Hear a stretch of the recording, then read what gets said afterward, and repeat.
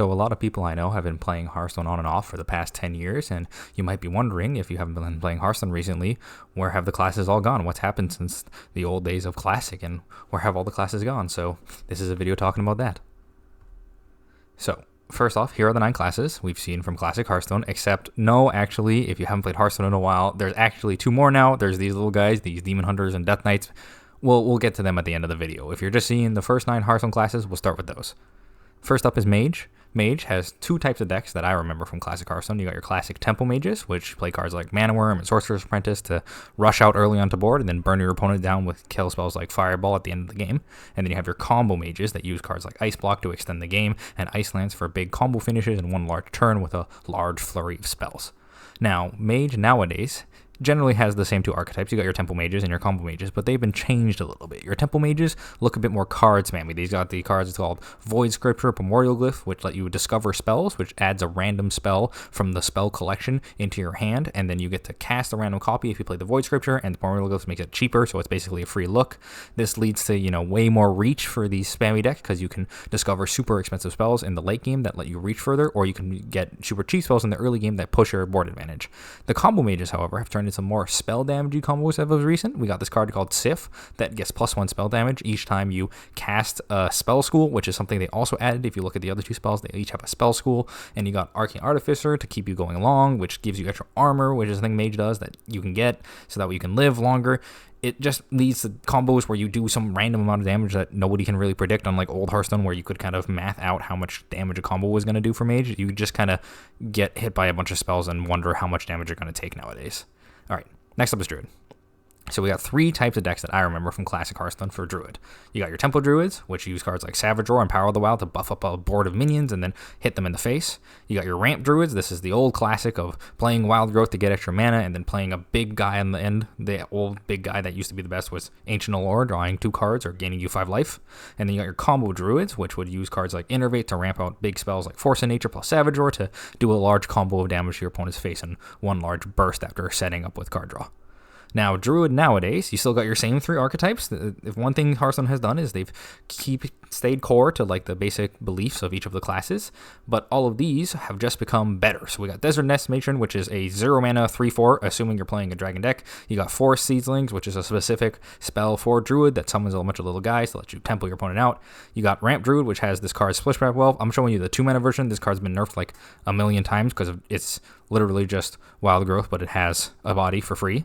And then you got Eonar the Lifebinder, is your new payoff, which is a 10 drop that, well, if you thought that drawing 2 cards or gaining 5 life was good back in Classic Hearthstone, this card draws literally the max number of cards you could possibly ever want to draw, and it also could restore your hero to full health, which seems pretty good if you're against anything even a little aggressive, or it can give you all of your mana back, meaning that it basically costs 0 and then summons a 5/7 taunt and also a 5/7 and a 5/5 taunt for basically free if you get up to 10 mana. This card is completely insane. And the Combo Druids have gotten cards like Magical Dollhouse, which gives your 1 mana spell damage on any turn of the game that you could possibly want. And you have cards like Lifebinder's Gift, which reduce the cost of all the spells in your hand by 1, which, that's pretty good if you want to combo your opponent. Reducing almost all of your combo pieces by 1 seems like a pretty easy way to kill your opponent.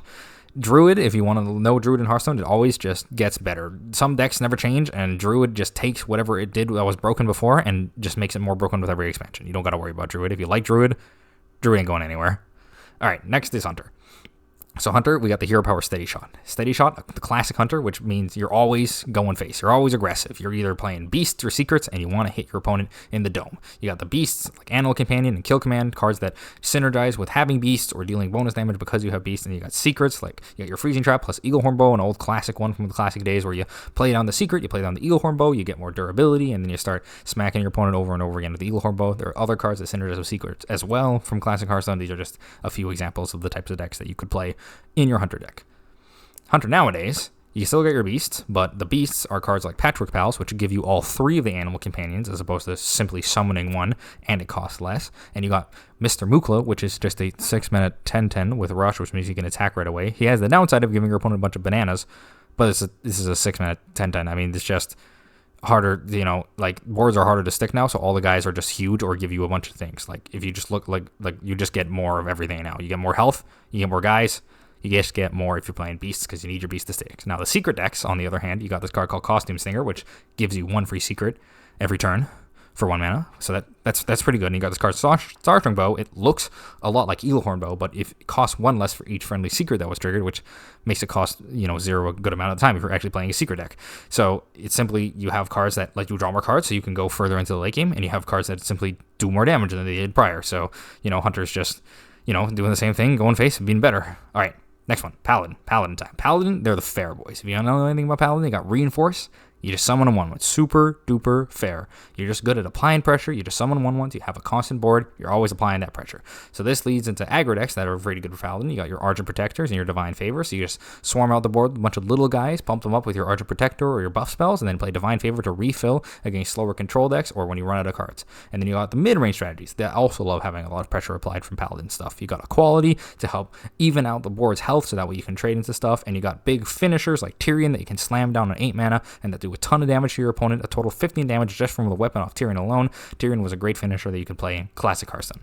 But if you want to know what Paladin's up to nowadays, Paladin, you still got your aggro, you still got your mid-range. Reinforce hasn't gone anywhere. That's still the same hero power, but the aggro decks, you're paying 3 mana to summon 2 guys from your deck and giving them taunt if you played it for only 3 mana with the finale keyword, which is another keyword that we have. And you got cards like Crusader Aura, which are giving your friendly minions +2/+1 when they attack, and it lasts for an extra 3 whole turns. So you're basically summoning bigger boards for cheaper, and you're also getting more damage when you attack. For the mid-range decks, you have cards like Prismatic Beam to follow up with what Equality did that does a bunch of damage to your enemy minions and none to your minions for a cheaper cost based on how good the Prismatic Beam is going to be. You can combine this with cards like Showdown, which give your opponent a bunch of minions and also give you a bunch of minions. This card is like the absolute dream nuts for what a mid-range deck wants to do. And you have cards like Amethyst, which is the Titan for the Paladin class, which allows you to summon a 1/8 with taunt. It makes it so all your minions can die to damage effects, and it also lets you draw more minions and set their attack, health, and cost to 2, so you can play them for super cheap. It lets you set the attack and health of all enemy minions to 2, making them super easy to clear with a card like Prismatic Beam we got here. And you got Empowered, which gives all your other minions +2/+2, which goes great in aggressive strategies where you're swarming the board. Paladin kind of gets to play both sides. The mid-range and aggro decks, they kind of all meld together nowadays because all the cards that are good in aggro are just good stats for the cost, and all the cards that are good in mid-range are also just good clearing for the cost. So you kind of just get to do whatever you want as Paladin nowadays. Okay, time for Priest. Priest sucks in Classic. Priest is just like, it only has control for a deck it could possibly run. There's really not anything else that's any good for Priest. You got Northshire Cleric to draw you some cards. You got Shadow Pain to clear the board. You got Mind Control as like a big finisher that takes their big bomb if you're against the late game mid-range mirror or control mirror or something like that. But Priest is kind of just bad. So Priest nowadays, they fixed a lot of options. You got a new deck archetype, which Priest sorely needed in an aggro shadow deck, and you still have those kind of holy style control decks that are running around from back in the day. So for your aggro shadow decks, you have some powerful Priest 1-drops that do damage and apply extra pressure to your opponent. So even though that your hero power is heal, which isn't very good at actually hitting your opponent, you still have these like low cost minions that you can slam down on the board, heal up to keep alive, and keep applying pressure to your opponent's face. You also have the classic Holy Control deck, which has Love Everlasting, which is a card that mana cheats, which Priest is not, it's not really known for, but this lets you mana cheat, which lets you keep up with the other decks that are also mana cheating, and then you have these big bomb late game threats that are insane compared to any old, like Priest back in the day when you paid 7 mana, you got a 7/7 that doubles your healing. I mean, that's nothing compared to Amantul, who is a 3/10 that gives you a free legendary every time you use an ability, and his abilities are insane.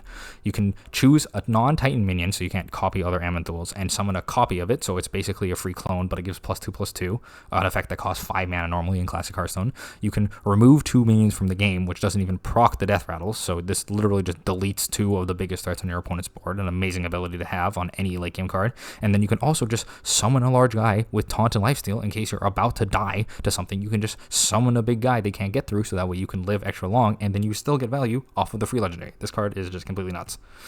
And also, they've added another secret archetype to Priest in addition to the regular aggro controllers. You got combo decks now because they decided to add Sorcerer's Apprentice, which apparently is not okay for mages to have. We have to nerf that card and get rid of that card and remove that card from the game, but Priest is fine to have that card. There's only a few combos that you can do in Priest. So Priest definitely got a lot better. If you're a fan of Priest and actually wanted to play the Priest class, maybe you can come back, give Hearthstone a try, take a look at it. Priest, actually playable now. is Rogue time. Rogue is good. Rogue, you got combos, you got aggros, you got lots of things you can do in Rogue. Rogue has always been sweet. You've had these classic cards like Shadow Step and Preparation for your combo decks that just let you go absolutely bananas and one-shot kill your opponent from like full health if you want to. And you also got great aggro cards in the Cold Blood. You got Eviscerate, these large bursting things that not only work well in your combo decks to finish off your opponent, they also work well in aggro decks to just apply more and more pressure to your opponent and just rush their life total down as fast as you can.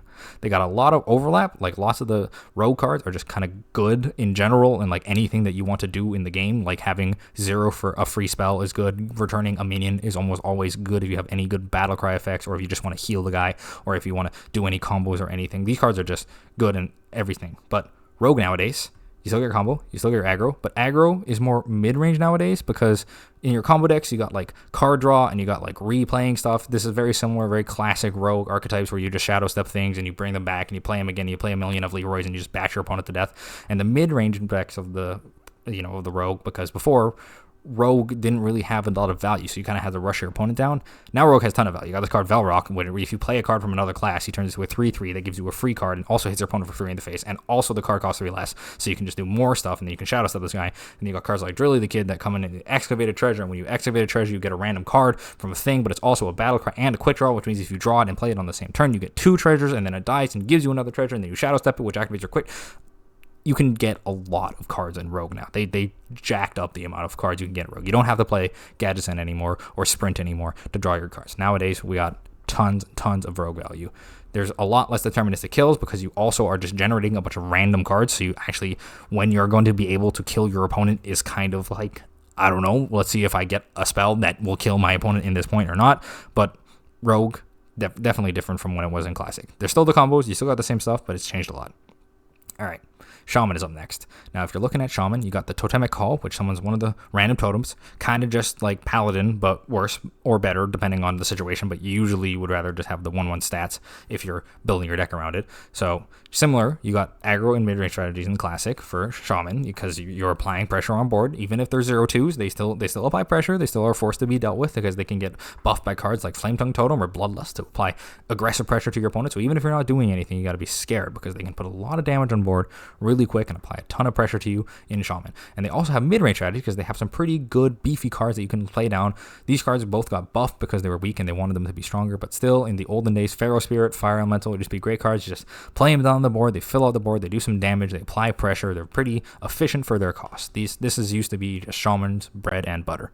Shaman nowadays, however, you got your aggro mid-range strategies, they're still around, but your aggro strategies have gotten a lot more power. You got +2/+3 and draw a card if you have a minion of any type in your deck, basically. So almost any deck, when you play Trusted Companion, is just going to buff your guy, apply pressure on board, draw your free card. Jivin deck is just a 5-mana rag. Like, we're following up like all the burn by just having like the biggest burn spell guy in the game and just slamming onto the board. So aggro is definitely not hurting. And then mid-range, you still have tons of powerful options that both buff your board and also clear the enemy's board, which is like exactly what you want to do in every single mid-range deck, is just have your card kill their card and then you have the card. So you got Murloc Grofin, which is a 1-mana 2/2 that also does 1 damage instantly if you want it to, but also gives you a huge late game 8/8 smashing like Murloc that also summons another rushing Murloc, so an 8-mana 16/16 worth of stats. So this card is just absurdly good in the early game, and then you play it in the late game and you just finish them off. Jam Session, another just amazing card, gives +3/+3, does 1 damage to everything. This is just a pump spell and a whirlwind combined into one to clear your opponent's board and also buff your board. This card's just sweet. There's just more pressure and staying power in all of these decks, and it's just way better than it was before. Shaman still eating good. All right, now comes Warlock. I love Warlock. Warlock life tap. Now that is a hero power I can get behind. Drawing a card, always good. Lets you do lots of stuff. So you got your Zoo and aggro decks, and you got your Handlock and your Control decks. They both take advantage of being able to pay life and draw cards in different ways. Your Zoo decks, they love to pay life early. They play Flame Up, they play Power Overwhelming. It's all about sacrificing what you have right now. You started the game at 30 life, so you can give away some of that life to just apply as much pressure as possible to your opponent, clear their board, and just smack them in the face over and over again until they die. On the other hand, you have the Handlock and Control decks that like to tap early to get an early card advantage, and then they pay that life and they get it back using cards like Siphon Soul or Lord Jaraxxus to heal them up, so that way they can survive into the late game with a card advantage and just trade 1 for 1, play down your big late game threats, and just take over the game with cards like that. Cards like Lord Jaraxxus being able to summon a 6/6 every turn after your life tap has been already used to draw you enough cards. You can slam down your Jaraxxus, summon 6/6s. It's pretty good.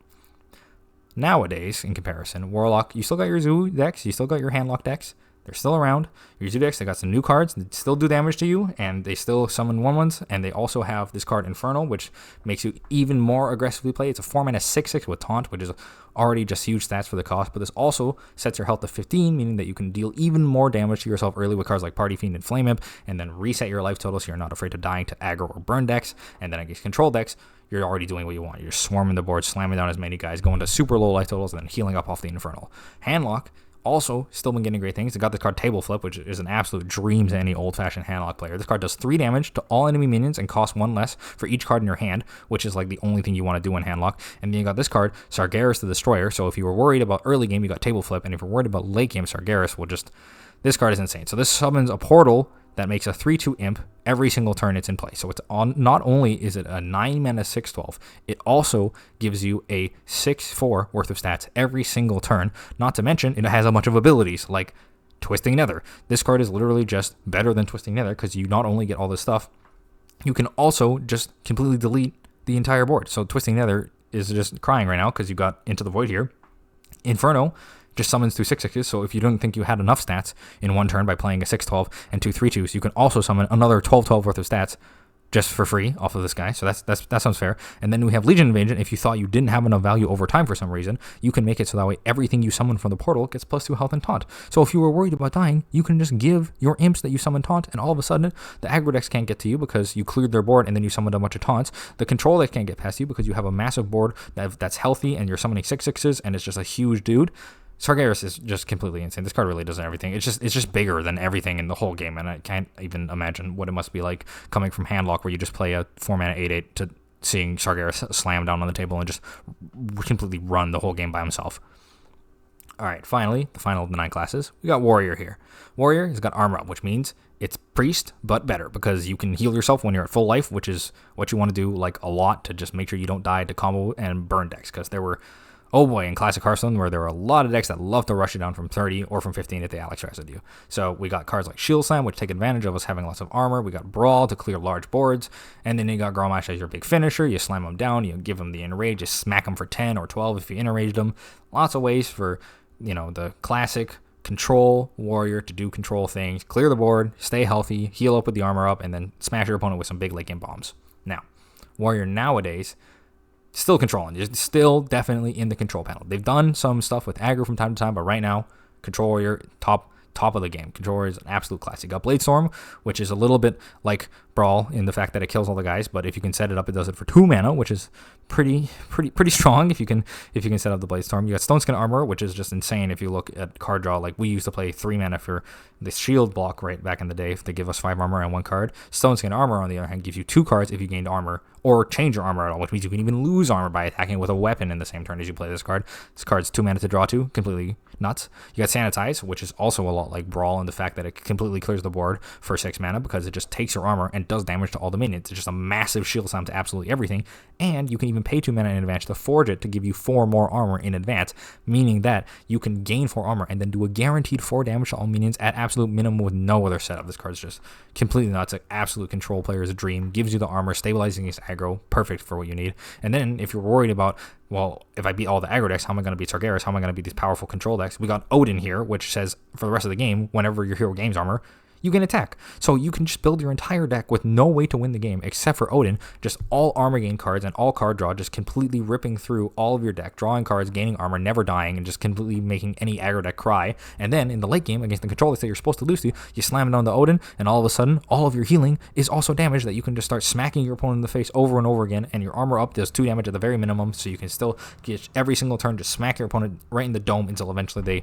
die to your overwhelming Odin pressure. Odin is just... some things just never changed. Like, it's Warriors, Control Warrior. You've seen this deck. It's just better now. It's just that, but better. Okay. Now for the real last class. This is the class that, is the end of Hearthstone. We got Demon Hunter. Now, if you didn't see Demon Hunter when he came out, here's his secret power. It's 1 mana to do 1 attack, which, it's pretty good at hitting your opponent in the face. It's a little bit like Hunter in the fact that you want to, go super fast and hit them in the face. It does everything super fast. You got Umberwing, which is 2 1/1s and 2 mana for 1/2 worth of stats. You got Twin Slice, which is 1 mana to do 2 attack, and then it adds a second slice, which also is 1 mana to do 2 attack. And then you got this 5 mana 10/6. Okay, maybe Demon Hunter when it came out it might have been a little bit completely destroying the entire game, because it was just the best aggro deck of all time. You had these super powerful early game damage threats. You could push damage with Twin Slash. Umberwing just gave you a huge board presence for nothing and a weapon that you could use to clear the board. Your hero power was already the best hero power in the game for clearing the board, because it only cost 1 mana, less than every other hero power in the game by half, and it still does 1 damage, which is the same as Mage and Druid, which are already 2 classes that are pretty good at clearing the board with their hero power. And then you have a 5-mana 10/6 that just comes down, and sure, he's dormant for 2 turns, you're not going to see him, but when he wakes up, he just Pyroblasts your opponent in the face if they have no minions, and if they do have minions, he just clears the board. What does this card not do? Not to mention that your opponent's going to be playing scared of this effect the whole time this guy is down, while you're continuing to apply pressure to them.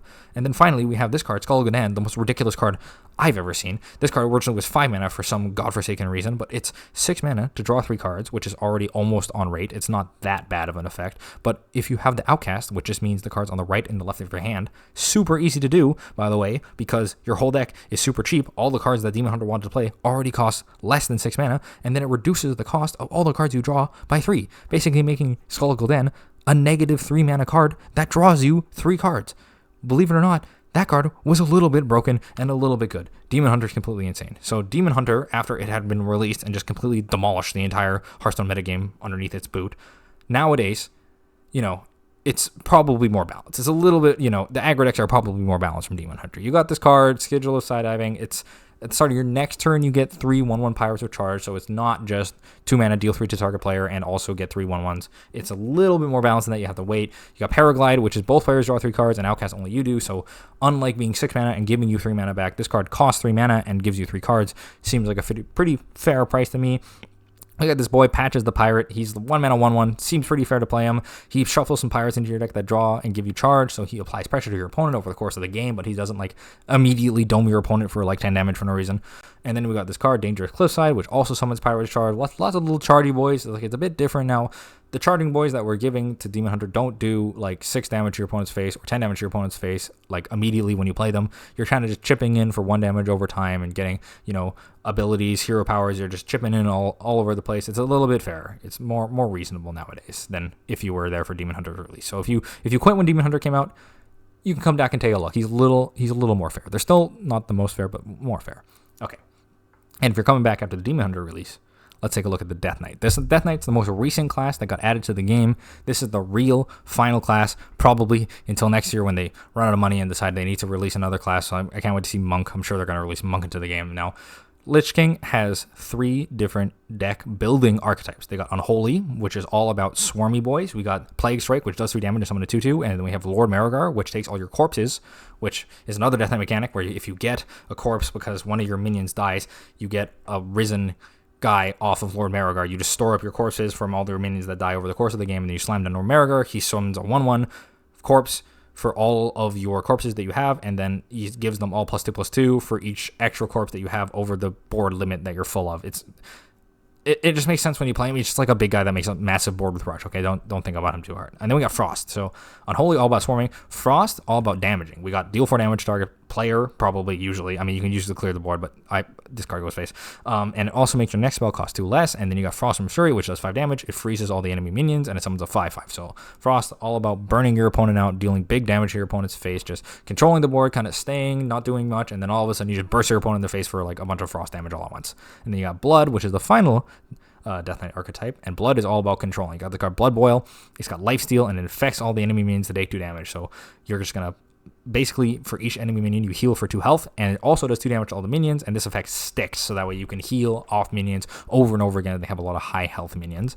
And you got this card Alexandros. So you got the Blood Boil for the aggro decks to keep them down, keep you healing, keep you going. And then Alexandros comes down, and he just gives you a permanent for the rest of the game effect, which is something that I'm noticing all the control decks they love to have for the rest of the game effects nowadays. That just give a card for the rest of the game, and then you won't have to worry about losing in the late game, because for the rest of the game, you get to deal 3 damage to your opponent. This one's pretty tame compared to the other ones that I showed you from the more recent classes, but Alexandros here, this was the classic finisher at the Blood Death Knights back when Blood Death Knight was first getting released. Wasn't the best because he only does 3 damage, and he's a 7 mana 7/7, which is kind of really sad in terms of stats nowadays, but still, this is kind of what Death Knight's all about. Now, Death Knight nowadays, it hasn't been that long, but Unholy and Frost have kind of been combined in decks recently. We got this card Horizon's Edge, which does 3 damage amongst all enemies, and then after a friendly minion dies, you reopen this, kind of combining that element of the Unholy where you want your minions to die so that way you can get their corpses and do corpse things, and then it also has the damage that Frost loves where it goes going face and applying burn damage to your opponent.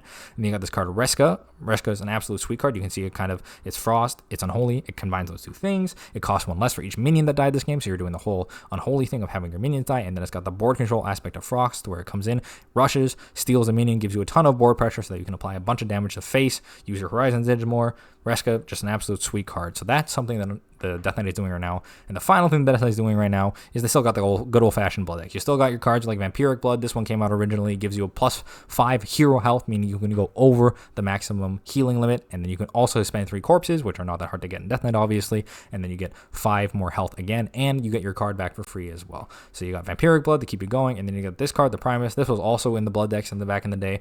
Not really showing many new blood cards, like I said. The Death Knight just came up pretty recently compared to all the other classes in Hearthstone, so you're not going to see such a massive change in deck archetypes, but he still is hanging out with the Primus. You got this 7/9, and he discovers a card whenever you use any of his abilities. So like, let's say you use Runes of Unholy here to summon 2 3/3s, so you have a basic 13 and 15 worth of stats, and half of it has Taunt and Reborn, so you get even more stats for this, and you also get to get a free card.